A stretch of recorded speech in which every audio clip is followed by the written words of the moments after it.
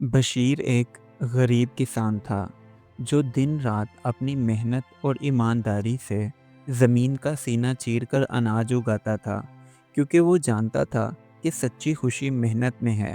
اس کے پاس زیادہ زمین نہیں تھی مگر جو کچھ بھی تھا وہ دل لگا کر کاشت کرتا تھا۔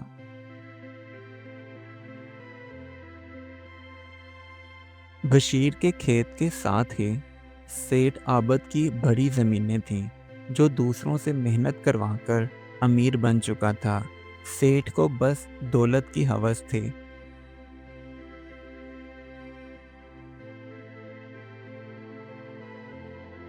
ایک دن سیٹھ عابد نے دیکھا کہ بشیر کے کھیت میں بہت اچھی فصل ہوئی ہے جبکہ اس کی اپنی زمین کمزور ہو چکی تھی۔ وہ سوچنے لگا کہ کس طرح بشیر کا کھیت ہتھیا لیا جائے۔ سیٹھ بشیر کے پاس چند سونے کے سکے لے کر آیا اور کہنے لگا، تم بہت محنتی ہو مگر اتنی سی زمین سے تمہارا کیا ہوتا ہے؟ میں تمہیں اس زمین کے بدلے 10 سونے کے سکے دیتا ہوں۔ بشیر پہلے تو حیران ہوا مگر غربت کی وجہ سے وہ لالچ میں آ گیا اور اپنی قیمتی زمین بیچ دی۔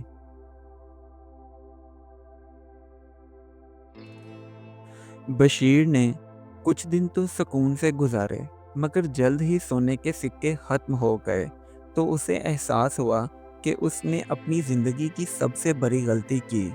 اب اس کے پاس نہ تو زمین تھی اور نہ ہی روزگار، اور جب اس نے دوبارہ سیٹھ سے کام مانگا تو سیٹھ نے بھی اسے دھتکار دیا۔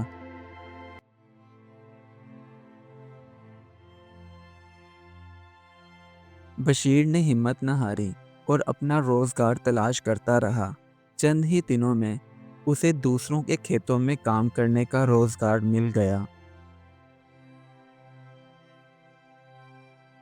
دوسری طرف سیٹھ نے جو نئی زمین بشیر سے ہتھیائی تھی وہ زمین بھی بنجر ہو گئی، جسے دیکھ کر وہ بہت ہی زیادہ پریشان ہو گیا۔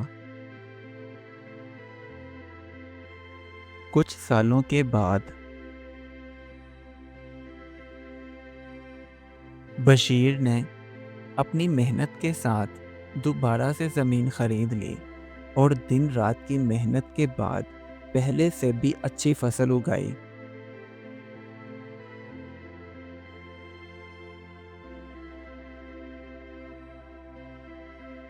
ادھر سیٹھ کا کاروبار ختم ہو چکا تھا اور وہ لوگوں سے مدد مانگنے لگا لیکن کسی نے بھی اس کی مدد نہ کی۔ تو سیٹھ کو اپنے کیے ہوئے ظلم اور غلطیوں کا احساس ہوا۔ اس کہانی سے ہمیں یہ سبق ملتا ہے کہ لالچ کا انجام ہمیشہ برا ہوتا ہے۔ محنت ہی اصل کامیابی کی کنجی ہے۔